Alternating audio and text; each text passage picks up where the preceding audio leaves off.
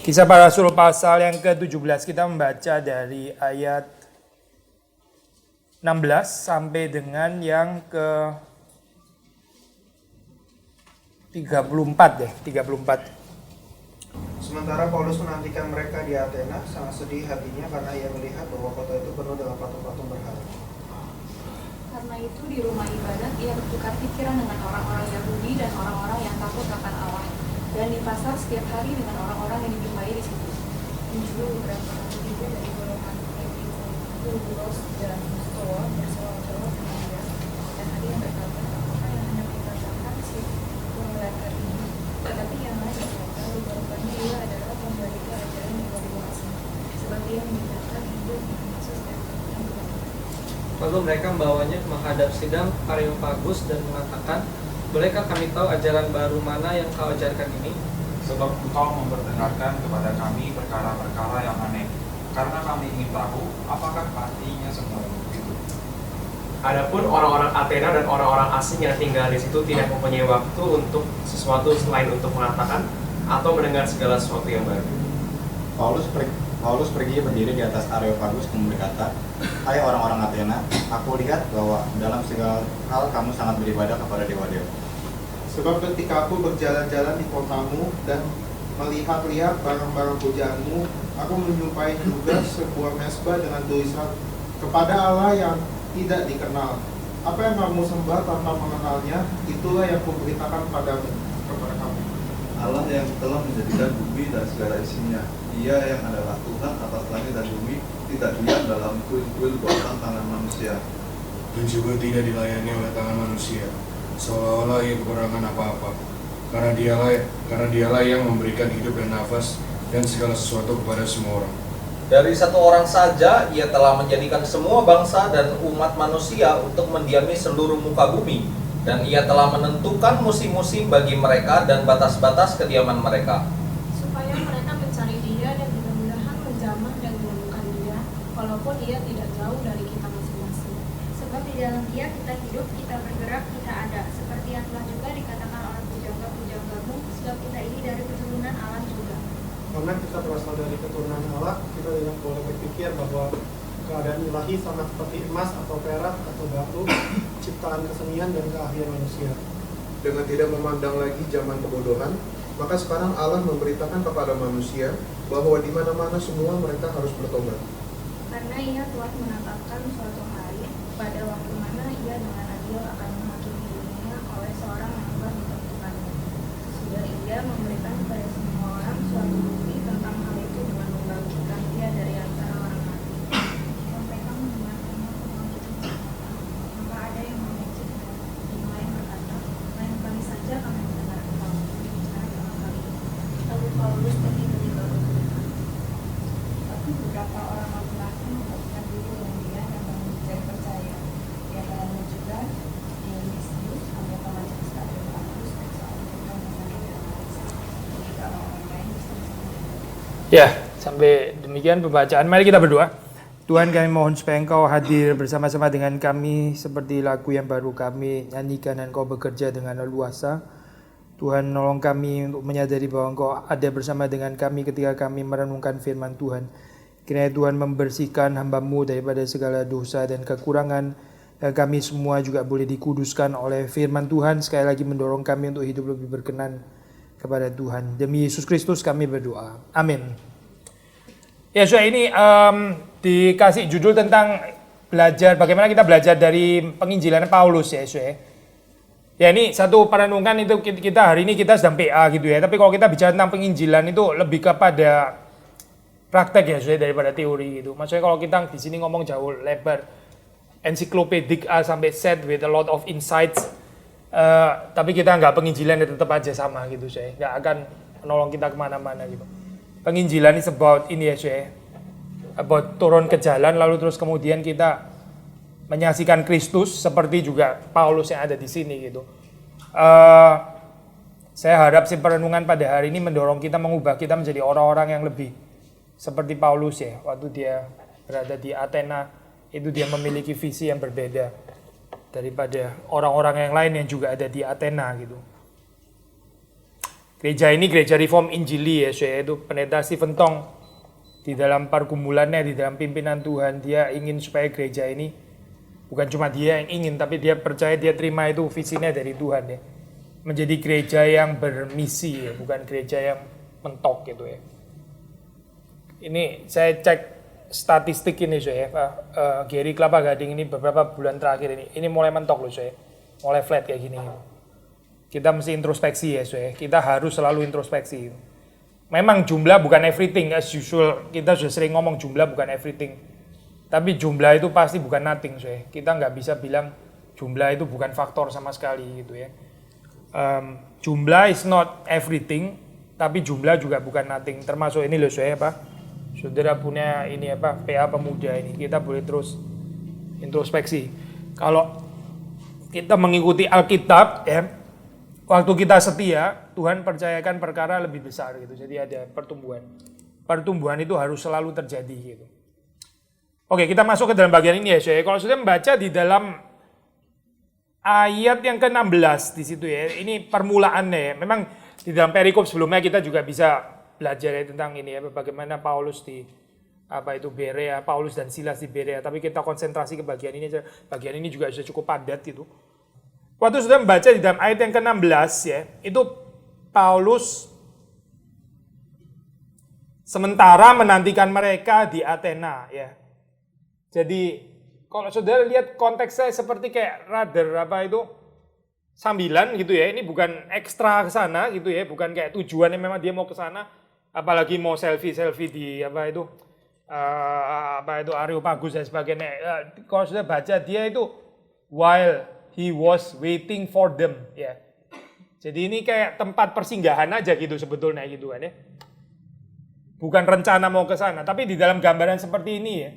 Saudara baca di situ bahwa his spirit was provoked, bahasa Inggris ya. His spirit was provoked within him as he saw the city was full of idols.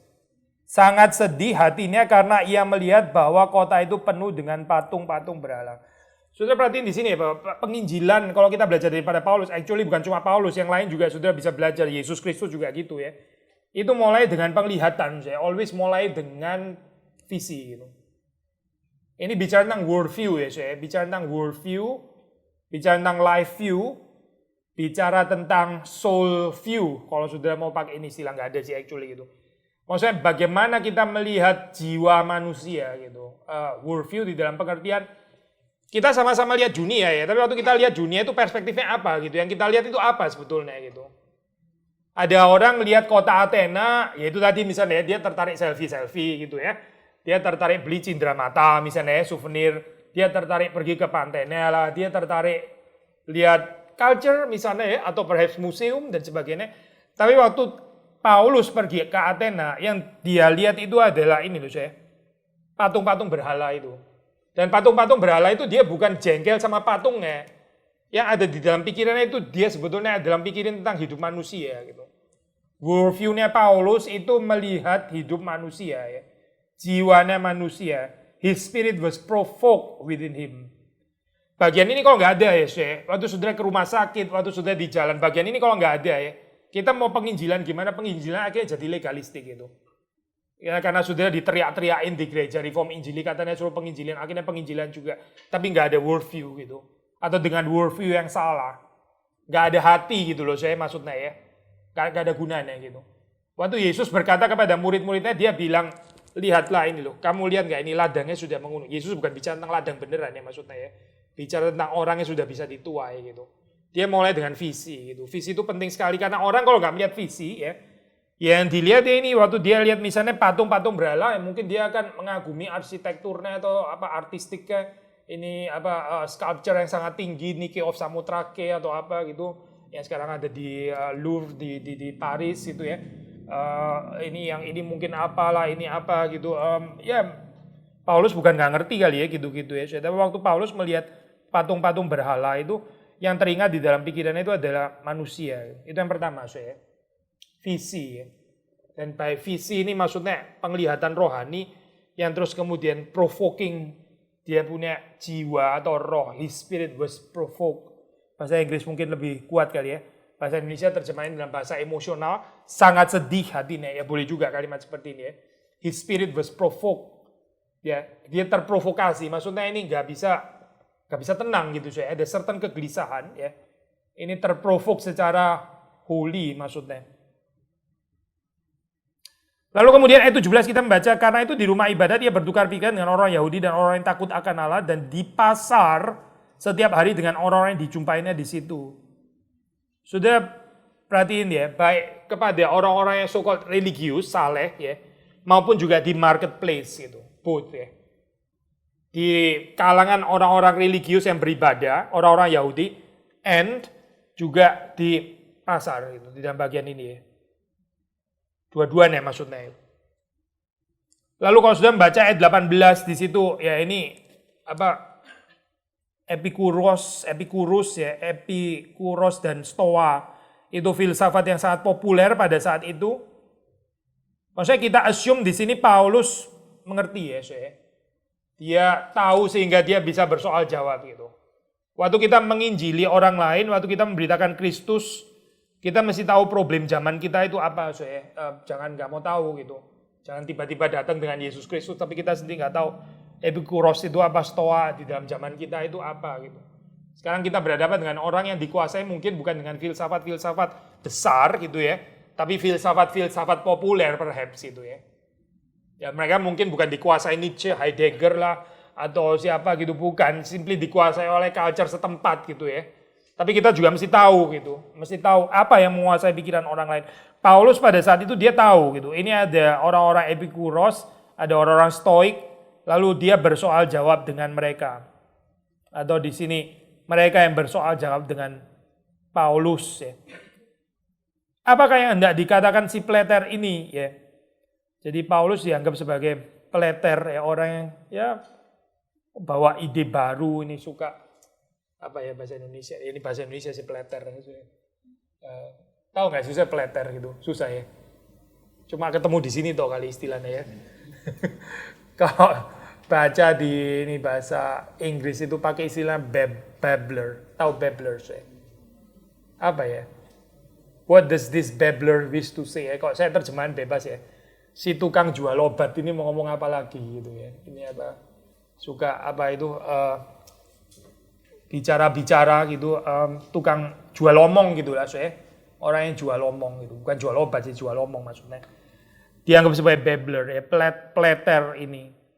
Rupa-rupanya ia adalah pemberita ajaran dewa-dewa asing sebab ia memberitakan Injil tentang Yesus dan tentang kebangkitannya.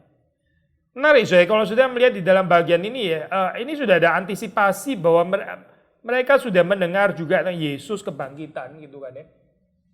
Jadi somehow sudah ada, nanti kita tahu pada akhirnya kan ada penolakan setelah ada proklamasi tentang kebangkitan kan ya.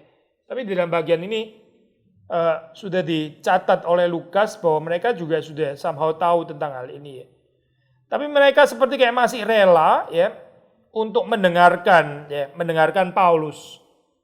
Mengapa saya? Karena di dalam konsep mereka di Yunani itu saya di Athena, jadi ini apa ya, mirip seperti kayak zaman kita sekarang, nggak terlalu jauh sih. Jadi mereka punya gambaran itu, mereka punya tempel mereka ini ya, ini boleh terdiri dari banyak dewa, nggak apa-apa juga gitu. Kalau Yesus mau dikanonisasi sekalian ya boleh gitu.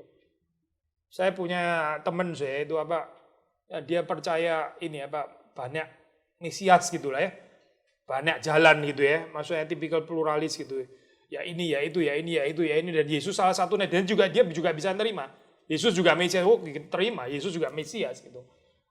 Tapi dia nggak bisa terima kalau Yesus satu-satunya Mesias gitu. Menurut dia itu terlalu eksklusif. Nah ini mulai pandangan yang kayak radikal gitu ya kalau dari pandangannya dia gitu. Tapi mengaku Yesus sebagai salah satu jalan nggak ada persoalan. Itu yang membawa kita kepada apa ini? Kepada religiositas yang membawa kepada the divine gitu misalnya, yang kita sebut the father, nggak ada persoalan Nah ide pluralis kayak begini ya ternyata bukan ide baru, dari dulu juga ini apa sudah ada pikiran seperti ini ya. Waktu Paulus memperkenalkan tentang apa Yesus kebangkitannya dan sebagainya, mereka tertarik ya untuk mendengar ini apa gambaran tentang foreign divinities ya. Sosok-sosok ilahi yang dari negara lain dikumpulin ya. Saya baca kutipan ya ini saya dari satu komentari.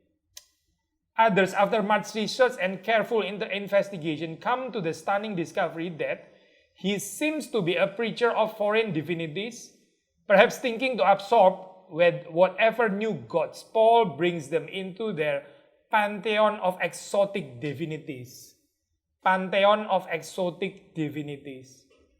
Jadi sekalian aja, toh kita juga punya banyak dewa, belajar tambah satu lagi juga oke kan ya, bisa lengkap gitu. Ada orang bilang kita mesti percaya banyak inilah, karena kalau satunya itu fail, yang lain masih bisa menolong gitu ya. Ini very opportunistic thinking gitu. Yang satu fail, yang lain masih bisa jalan. Yang ini lagi tidur, hopefully yang lain bangun dan seterusnya. Jadi ini mau mengoleksi, koleksinya itu bukan jam tangan, koleksinya dewa. Coba ini orang-orang Athena ini koleksinya dewa. Jadi mereka mau mendengar Paulus supaya Paulus Tuhannya itu juga bisa dimasukkan ke pantheon ya, exotic divinities mereka gitu, masuk kanonisasi sekalian. Dan saudara juga mendapat alasan yang lain di situ ya, karena orang Yunani, orang Athena ini ya punya kebiasaan di situ dicatat dalam ayat keberapa 21 ya. Tidak mempunyai waktu untuk sesuatu selain untuk apa? Mengatakan atau mendengar segala sesuatu yang baru. Mereka senang sekali untuk dengar novelties gitu ya. Apa ya, new insights gitu ya.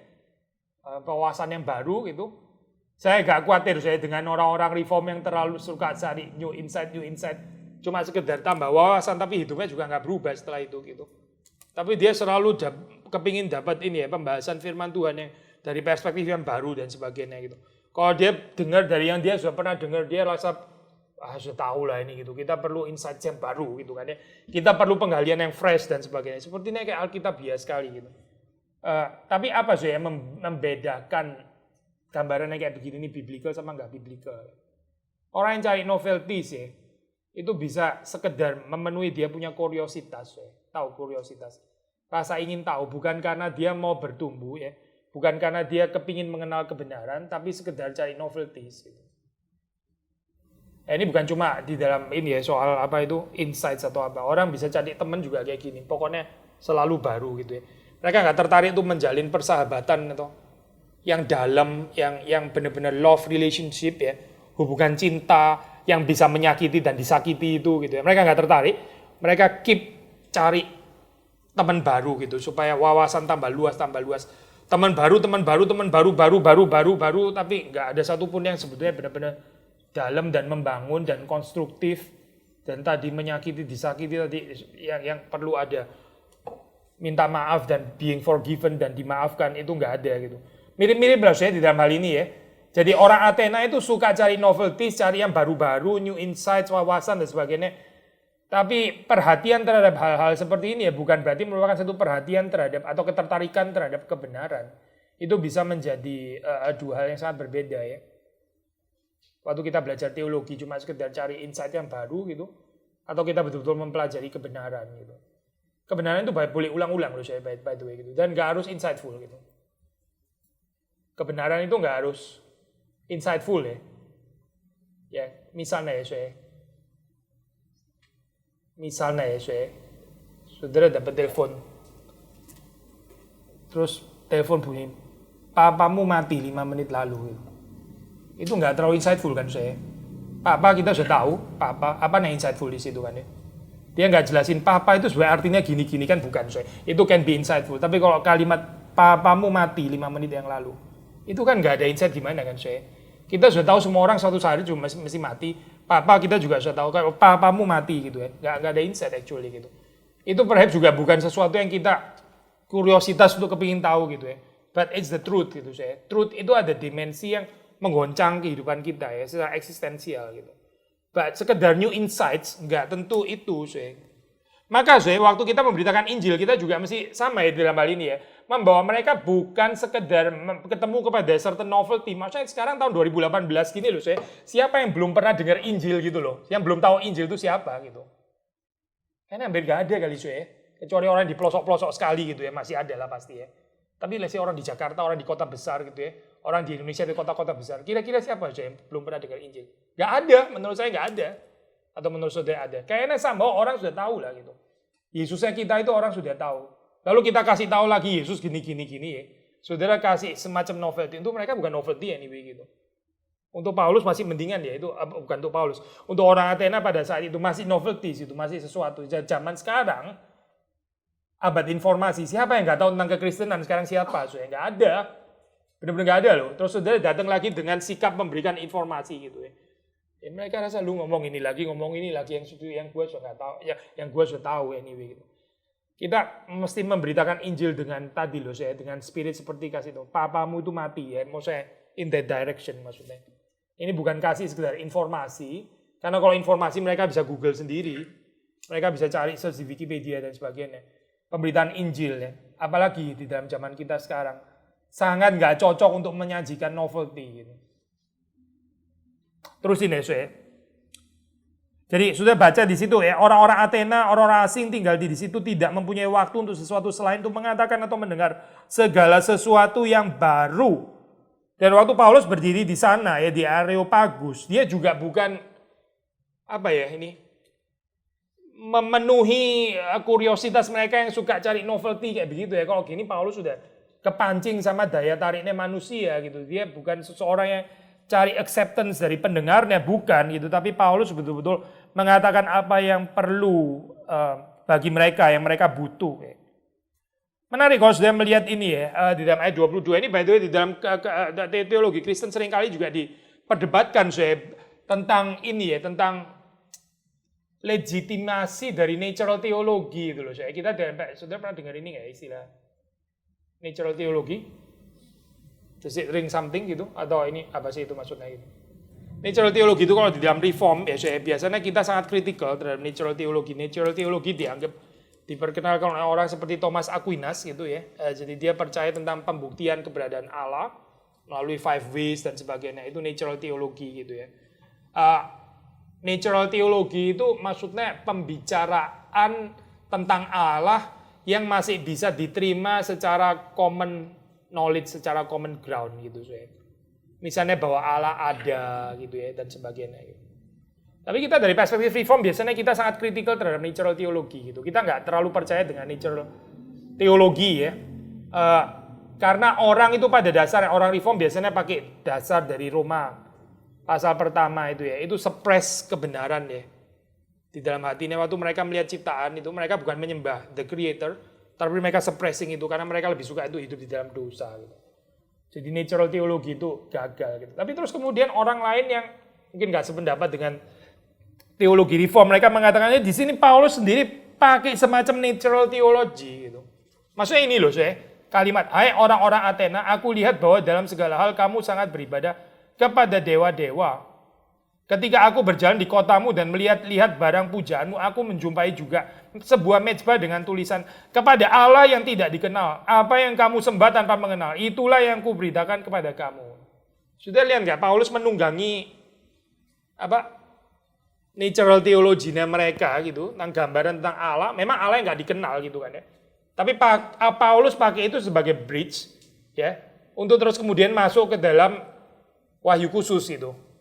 Yesus Kristus maksudnya ya. Tapi sebelumnya dia masuk dulu di dalam ini gambaran doktrin Allahnya mereka gitu. Masih bisa ngikutin saya nggak saya? Dia nggak tiba-tiba jam kepada Yesus Kristus gitu loh saya. Tapi dia masuk kepada religiusitas mereka terlebih dahulu gitu.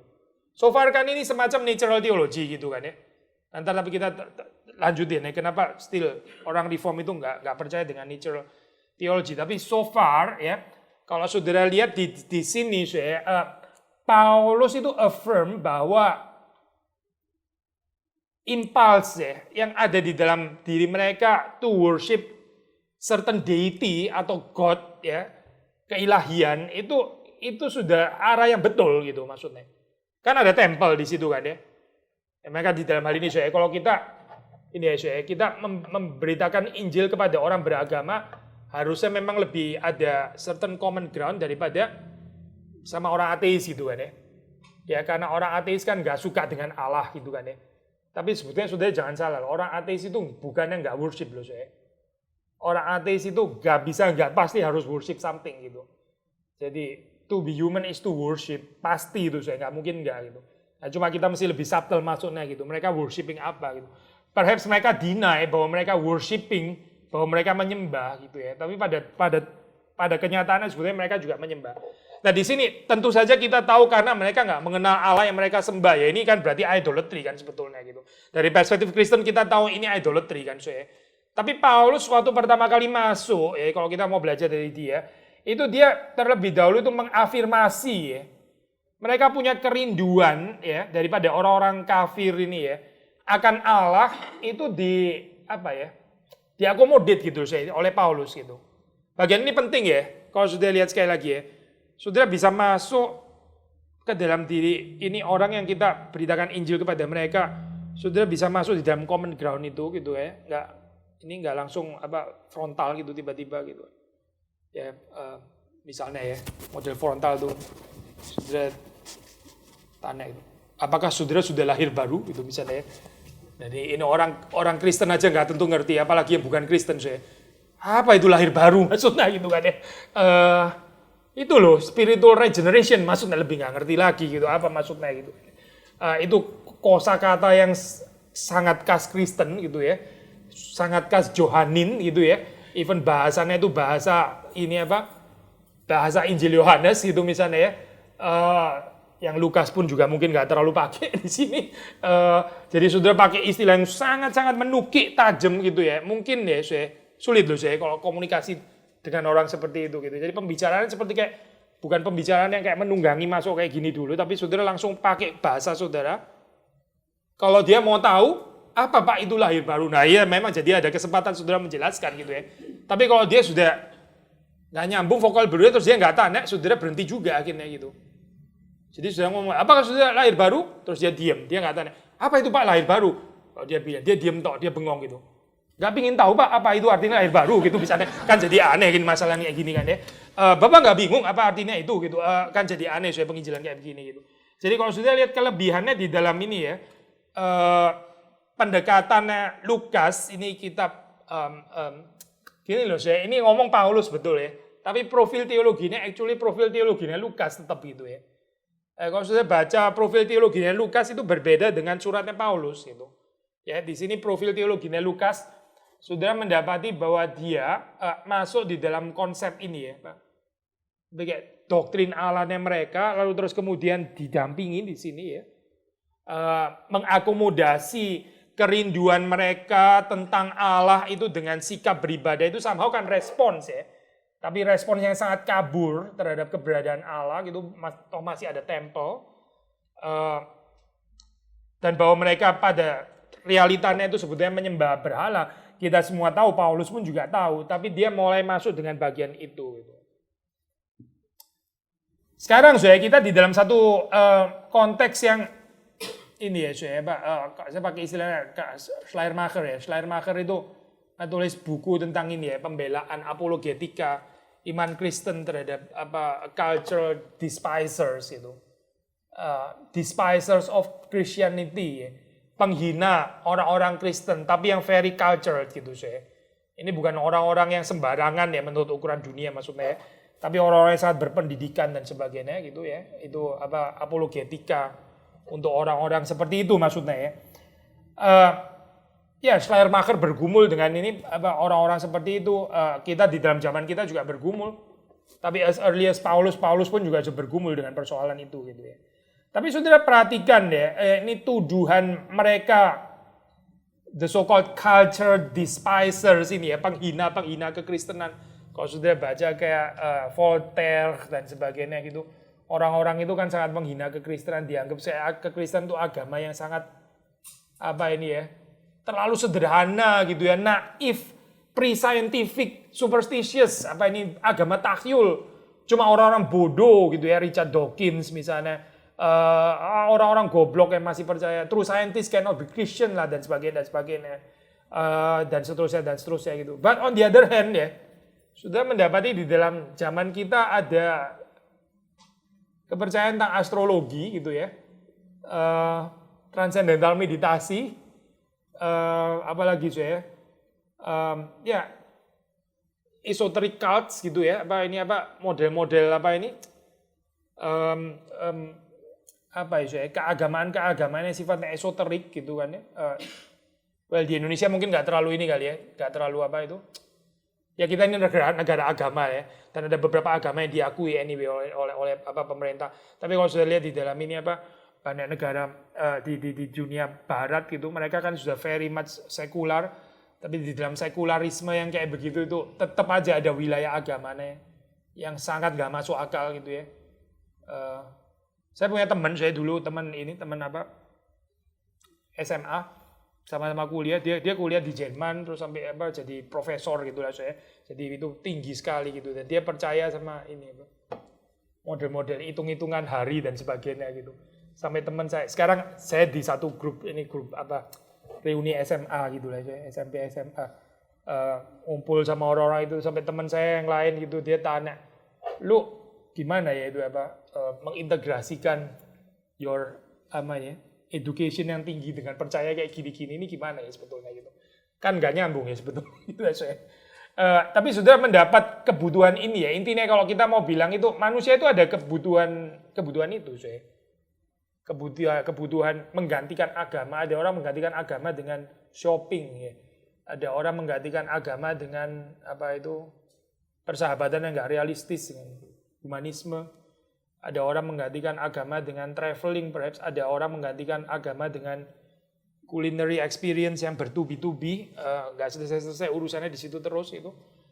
Macam-macam lah saya, itu semacam agama gitu ya, yang hadir di dalam kehidupan manusia.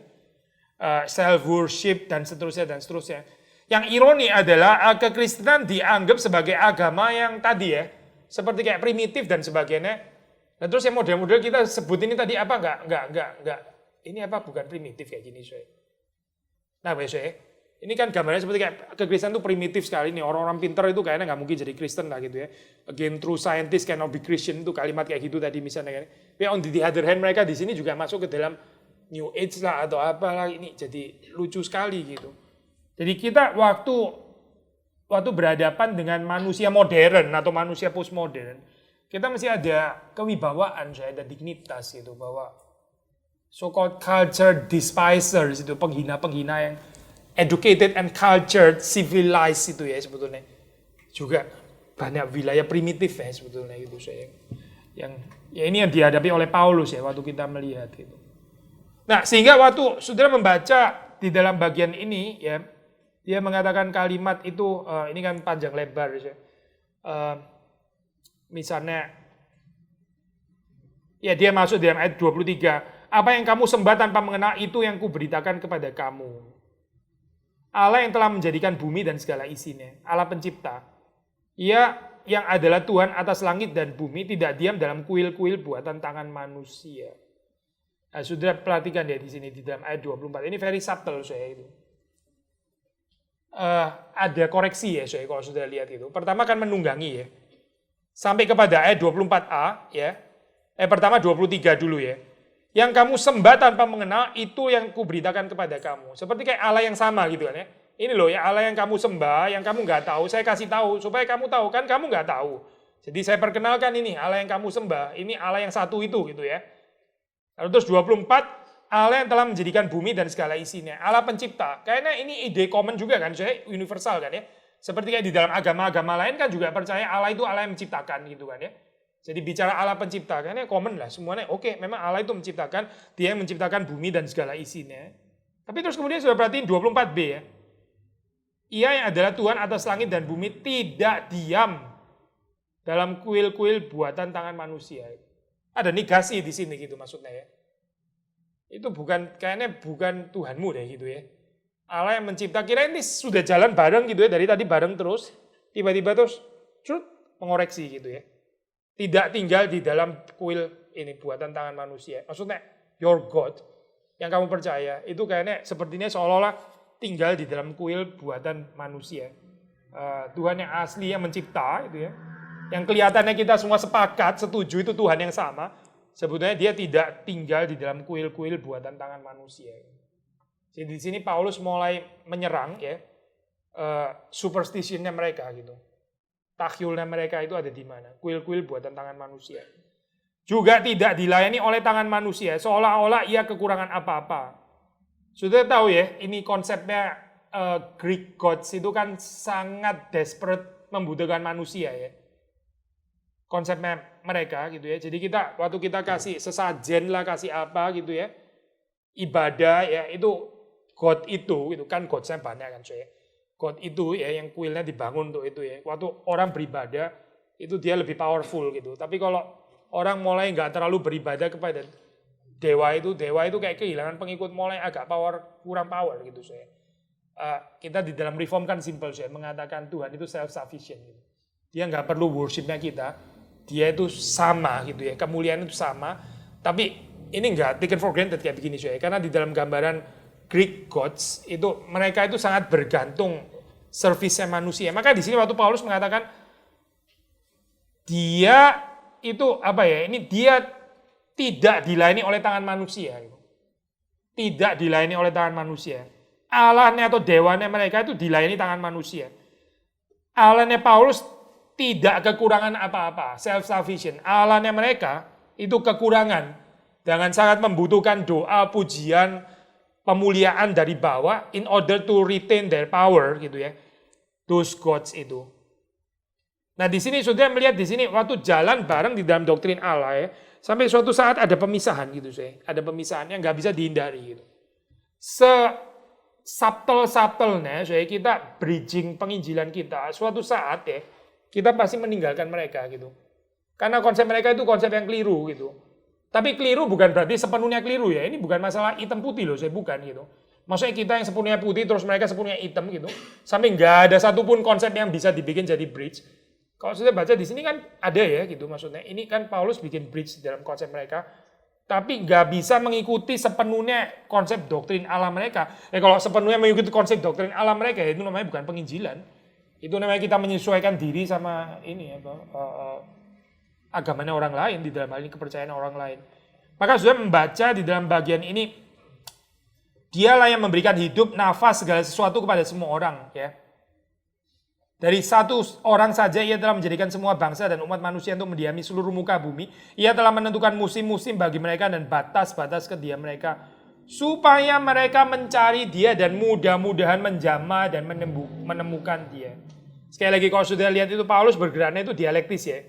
Antara affirming ya, akomodasi, koreksi, terus akomodasi, rangkul lagi, koreksi, akomodasi, rangkul, koreksi ya. Sudah bisa ikut saya enggak ya di dalam ini 27 ya. Supaya mereka mencari dia dan mudah-mudahan menjamah dan menemukan dia. Maksudnya seperti kayak Paulus mengatakan, actually he is accessible gitu. Dia itu harusnya kamu cari gitu. Mudah-mudahan ya kamu menjamah dan menemukan dia. Apalagi dia itu tidak jauh dari kita masing-masing gitu. Jadi dia bergerak ke arah imanensi transendensi gitu. Kelincahan seperti ini saya. Nggak melulu frontal ya, Allah yang jauh, totally holy other, kayak katanya Karl Barth gitu misalnya. The holy other God yang sama sekali nggak ada hubungannya dengan kamu gitu misalnya. Ini totally other God yang kamu nggak ngerti apa-apa. Ini totally new dan kamu nggak ada satupun yang kamu mengerti. Gambaran kayak begini kayaknya bukan kisah para rasul saya. Tapi juga bukan total accommodation ya, mencoba untuk mengerti mereka, menunggangi mereka, tapi nunggang terus gak nginjil-nginjili saya. Terus gitu masuk di dalam gambaran yang ya manusia kan bagaimanapun hidup tetap perlu Tuhan ya Pak ya. Iya perlu Tuhan, setuju. Ya manusia itu perlu ada kesalahan. Ya perlu kesalahan, terus ngomong muter di situ. Kita manusia hidup gak bisa cuma cari uang Pak, gak bisa cuma cari uang, kita mesti ada kebutuhan untuk menyembah Tuhan. Ya setuju juga, masih universal ya. Mutar di universal, akhirnya saudara mesti turun taksi sudah sampai gitu ya. Yaitu berakhir kepada pembicaraan universal gitu maksudnya. Saudara nggak bicara tentang Trinitas, saudara nggak bicara Yesus Kristus, saudara nggak bicara tentang dosa, saudara nggak bicara tentang kematian, kebangkitan Kristus. Nggak, bicara terus semua yang nempel-nempel terus sama dia gitu ya. Ini model akomodasi total gitu ya. Ya cuma menyadarkan dia bahwa hidup jangan terlalu cinta uang, kita perlu Tuhan juga. Ya kalau cuma perlu Tuhan kayak begini, mereka juga sudah tahu mereka perlu Tuhan. Buktinya ada kuil kok gitu loh saya. Mereka juga sudah tahu perlu ada Tuhan di dalam hal ini. Tapi penginjilan bukan itu saya.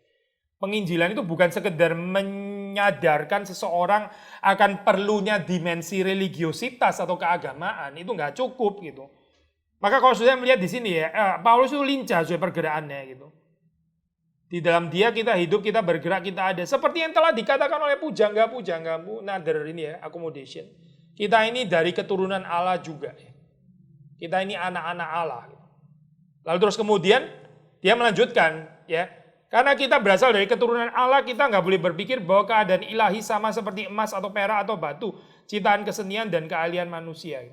Jadi kalau sudah lihat ya, dia rangkul tabok gitu saya. Sambil dirangkul, sambil sakit rangkul lagi gitu ya. Sudah rangkul orang seneng koreksi lagi terus dirangkul lagi gitu.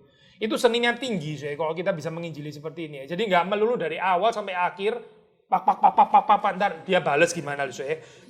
Sekali balas kenceng saudara yang diusir keluar pulang akhirnya dia tetap keras nggak mau terima Yesus. Tapi kalau rangkul terus ya sudah nggak menginjili berarti gitu. Ya. Kalau sudah melihat di sini ya di dalam Paulus kelincahannya, dia tahu kapan dia akomodit mereka, kapan dia koreksi, terus akomodit lagi, koreksi dan sebagainya. Dialektik gitu saya ini ya, moving pattern itu sudah mesti bisa lihat. Saya mungkin sementara patternnya sampai di situ dulu. Saya lanjutkan di dalam bagian yang lain saya. Dan terutama yang penting di situ adalah Paulus di sini memperkenalkan doktrin Allah bahwa Allah itu adalah Allah yang menghakimi. 31 itu penting saya. Karena bagi profil teologi Lukas itu repentance itu very very important. Memang di dalam bagian ini nggak muncul ya repentance, tapi kalau sudah baca dari Lukas kisah para rasul, salah satu kunci itu sih. Kalau di Yohanes bilang itu spiritual regeneration, lahir baru ya. Untuk Lukas itu namanya pertobatan, sih. Itu repentance, itu kata kunci gitu di dalam hal ini. Nah, kalau bicara tentang pertobatan mesti memperkenalkan apa sih? Konsep Allah yang menghakimi di dalam hal ini. Ya. Saya baca 31 ya. Karena setelah dia bicara tentang ini ya, tentang apa panjang lebar itu, muncul saya ternyata ya, saya ayat 30, sorry, agak sedikit ini lupa, tapi kalau sudah ayat 30 mengatakan bahwa di mana-mana semua mereka harus bertobat ya. Ini kata kunci ya sekali lagi di dalam Lukas punya theological profile, mereka harus bertobat. Kenapa mereka harus bertobat ya? Ada tantangan pertobatan karena Allah adalah Allah yang menghakimi. 31 ya. Karena ia telah menetapkan sesuatu hari pada waktu mana ia dengan adil akan menghakimi dunia oleh seorang yang telah ditentukannya. Jadi bukan cuma Allah yang menghakimi, tapi Allah yang menghakimi di dalam Kristus. Ya. Sudah nangkep ya poin ini ya. Bicara tentang konsep doktrin Allah, bukan Allah yang manis-manis, yang always loving God, yang always understand your difficulties, your suffering, your tears, air mata dan sebagainya. Tapi Allah yang menghakimi ya.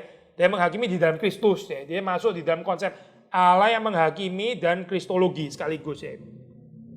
Maksudnya karena ada istilah oleh seorang yang telah ditentukannya, yaitu Yesus Kristus kan maksudnya. Sesudah ia memberikan kepada semua orang suatu bukti tentang hal itu dengan membangkitkan dia dari antara orang mati. Pada suatu saat saya penginjilan itu akan mentok kalau kita cuma pakai pembicaraan dari natural world. So-called natural theology tadi loh saya. Gambaran-gambaran yang universal itu. Suatu saat mentok. Kita nggak bisa diam di situ terus gitu. Suatu saat harus lompat memang di dalam bagian ini ya. Menantang orang untuk pindah dari neraka ke sorga gitu. Dan itu gapnya itu bukan, ya itu gap antara neraka sorga. Saudara mau bridge penginjilan sealus-alusnya gitu ya, semulus-mulusnya. Suatu saat mesti lompat jurang itu antara sorga dan neraka dan sorga. Mesti lompat bagian itu. Ini nggak ada bridge yang tiba-tiba terus nggak sadar orang, sudah di sorga ternyata gitu kan ya. No such thing, no such thing. Karena orang itu ada di dalam kegelapan ya. Waktu masuk di dalam terang ya, saudara bisa membayangkan saya maunya gradual gitu ya. Seperti kayak ibarat merebus katak di dalam air panas yang pertamanya dingin. Terus pelan-pelan panas, tiba-tiba dia panas-panas terus rakit tuh kan, lu nggak sadar kan, lu sudah kosong lu sekarang di sini, sudah matang gitu ya ternyata gitu, nggak jalan sih model kayak gitu. Sudah nggak bisa pakai metafor ini mulai dari gelap terus pelan-pelan jadi remang, pelan-pelan sampai terang benderang, orang nggak sadar kalau sudah terang benderang gitu, sebenarnya dia di surga, kalau dia nggak sadar karena kita mainnya gradual gitu, no such thing nggak ada gradual kan. Gradual bisa ada, tapi suatu saat itu break gitu, nggak ada lagi jembatannya gitu. Ini namanya mesti lompatan iman ini namanya saya. Dan ini gapnya besar sekali gitu. Gap antara sorga dan neraka ya. Antara yang di bawah dan di atas. Maka waktu saudara membaca di dalam bagian ini ya, saudara cuma bisa melihat bahwa the so-called natural theology, ya tanda kutip itu kalau mau tetap pakai istilah itu cuma bisa berlaku sebagai semacam pendahuluan saja ya.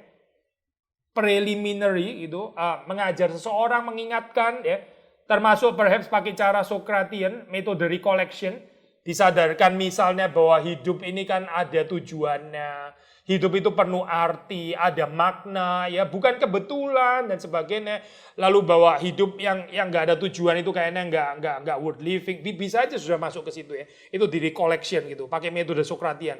Tapi suatu saat waktu saudara mesti memperkenalkan Kristus, nggak bisa nggak itu satu lompatan ya. Maka waktu saudara membaca di dalam bagian ini itu berita atau doktrin tentang kebangkitan ya, kematian kebangkitan Kristus, ini adalah sesuatu yang beyond the natural. Saudara nggak bisa jelaskan pakai cara natural world lagi. Karena ini nggak natural actually gitu maksudnya. Karena itu orang-orang ini juga akhirnya sebagian besar itu rontok karena mereka lebih suka berada di dalam natural world ya, dunia yang kelihatan. Bagi mereka ya semuanya dunia yang kelihatannya dari bawah ini. Begitu Paulus lompat masuk ke spiritual realm, mereka nggak bisa ikut lompat. Ada resiko ya di sini ya itu. Resiko ditolak gitu. Waktu saudara mulai menginjili ya, waktu saudara mau memberitakan kejelasan iman Kristen itu apa gitu, selalu ada resiko penolakan. Itu sudah pasti ini namanya skandal iman gitu ya. Kalau bahasanya Alkitab itu ya inilah kebodohan gitu kan ya. Pemberitaan Injil itu suatu kebodohan gitu. Skandal ya.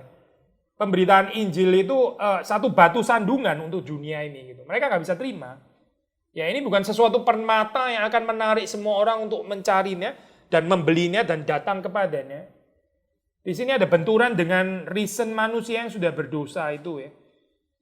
Dianggap nggak rasional lagi gitu Seperti Paulus di sini waktu dia mulai bicara tentang kebangkitan, ya kirain ini insight sudah bagus-bagus, kita tertarik, ternyata dia kayaknya agak gila kayaknya orang ini gitu ya.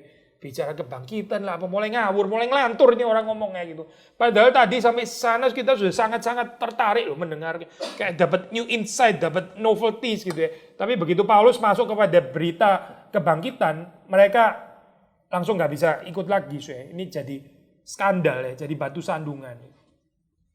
Nah bagian ini mesti jelas ya dalam penginjilan kita mesti jelas untuk menyampaikan bagian itu gitu.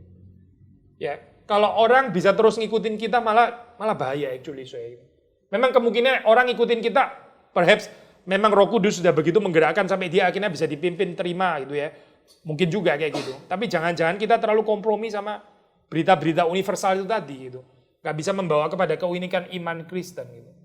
Jadi saudara melihat di sini ya, ada keterbatasan dunia natural itu untuk bisa mengerti Injil sudah pasti gitu, nggak bisa.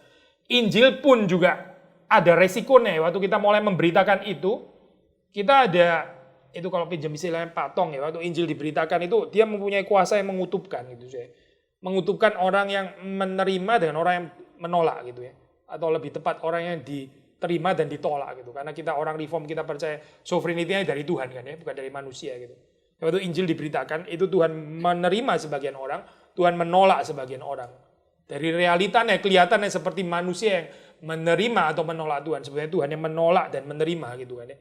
Di dalam hal ini gitu. Waktu Injil diberitakan. Mungkin poin-poin terakhir Kalau sudah membaca dan bagian ini ya, ada akhirnya yang ikut di situ ya, yang percaya itu adalah siapa? Beberapa orang laki-laki ya. Lalu diantaranya Dionysius, lalu ada perempuan bernama Damaris, dan juga orang-orang lain bersama-sama dengan mereka. Istilah beberapa kayaknya memang nggak terlalu banyak ya gitu. Kita bisa melihat di sini bahwa pemberitaan Injil ya itu pemberitaan Injil. Kita nggak bisa nilai hanya berdasarkan jumlah sekali lagi ya. Contoh klasiknya Stefanus itu misalnya kan ya. Stefanus kan nggak bisa dinilai sama sekali berdasarkan jumlah. Gitu. Bahkan di sini pun juga Paulus, kita nggak bisa nilai berdasarkan jumlah. Apalagi Alkitab sudah mengatakan banyak yang dipanggil, sedikit yang dipilih. Sedikit yaitu sedikit gitu. Selalu sedikit itu. Sedikit itu minoritas. Di sini pun yang datang juga minoritas kan sebetulnya kan saya gitu. Bukan mayoritas tapi minoritas. Jadi kita nggak bisa menilai keberhasilan penginjilan kita itu berdasarkan orang itu terima gitu maksudnya ya. Ini di-approve nggak itu apa pemberitaan kita ini berhasil memenangkan orang nggak gitu. Orang datang nggak kepada Kristus, nggak bisa dinilai dari itu saya. Tapi dinilai dari apa? Dinilai dari kesetiaan kita gitu. Memberitakan Injil itu sendiri ya. Dan perhaps kalau boleh tambahkan tadi poin yang kita sudah ngomong, kelincahan kita tadi loh saya. Yang seperti Paulus ya, tahu kapan mesti memeluk, tahu kapan menantang ya, kapan tahu koreksi, kapan tahu mengakomodasi pikiran mereka. Ini loh saya, ini yang kita nilai di sini atau yang dinilai Tuhan lebih tepat ya gitu. Bukan berdasarkan approval-nya orang lain, karena kalau berdasarkan approval orang lain, Paulus banyak sekali yang nggak approve di sini ya, karena lebih banyak menolak daripada yang menerima di situ. Tapi saya kita dipanggil untuk tetap memberitakan ya Tuhan yang satu itu, yang kudus itu ya. Kristus yang waktu kita berhadapan dengan manusia, kita akan berbenturan dengan begitu banyak idols ya. Manusia itu punya idols, mereka menyembah berhala gitu ya. Ya berhala-berhala modern. Lalu waktu kita membicarakan Kristus ya, itu selalu ada peperangan rohani ya, antara the true God, Kristus yang kita perkenalkan dengan idols itu gitu. Jangankan di dalam orang yang belum percaya, di dalam pemberitaan firman Tuhan, untuk orang-orang yang sudah percaya pun ya, tetap ada peperangan rohani. Karena orang-orang sudah percaya kan bukan berarti kebal terhadap idols. Selalu waktu Kristus diberitakan, itu ada pertempuran rohani ya, antara Yesus sebagai the true God ya, yang jealous itu ya. Our God is a jealous God gitu kan ya. Melawan dewa-dewa palsu, bukan dewa-dewa Mesir, bukan dewa-dewa Yunani lagi gitu. Tapi dewa-dewa modern yang Tuhan kita itu nggak bisa kompromi sama sekali ya. Yang nggak mau diletakkan one among others. Such as money, sex, atau perhaps ideologi-ideologi tertentu, perhaps idealisme kita sendiri, or perhaps institusi-institusi karir, or perhaps even gereja, itu bisa jadi idols yang menggantikan Kristus. Oke, kita tutup doa ya. Tuhan, kami bersyukur untuk firman Tuhan, dan tolonglah kami supaya Engkau memberkati, mendorong kami untuk bisa memberitakan Injil di dalam keseharian kami. Begitu banyak orang yang di luar yang belum mengenal Engkau, dan tolong supaya kami tidak menjadi orang yang tidak peduli, yang tidak ada belas kasihan, tidak ada cinta kasih, padahal kami sudah menerima cinta kasih anugerah Tuhan begitu dalam di dalam kehidupan kami masing-masing. Kami berdoa supaya gereja ini, pemuda di tempat ini boleh menjadi pemuda yang bersaksi, ya, pemuda yang memberitakan Injil seperti Paulus. Dan kami melihat bagaimana Tuhan bekerja, Tuhan memakai kami bukan karena kami, tapi karena Tuhan yang bekerja mendahului kami, dan Tuhan yang menyempurnakan semuanya. Kami mohon supaya ada pertumbuhan boleh terjadi di dalam gereja ini, juga di dalam gereja-gereja yang lain yang ada di Kelapa Gading yang memberitakan Injil, yang setia kepada firman Tuhan. Tuhan tambahkan dengan jumlah orang-orang yang percaya. Terima kasih Tuhan, demi Yesus Kristus kami berdoa, kami bersyukur. Amin.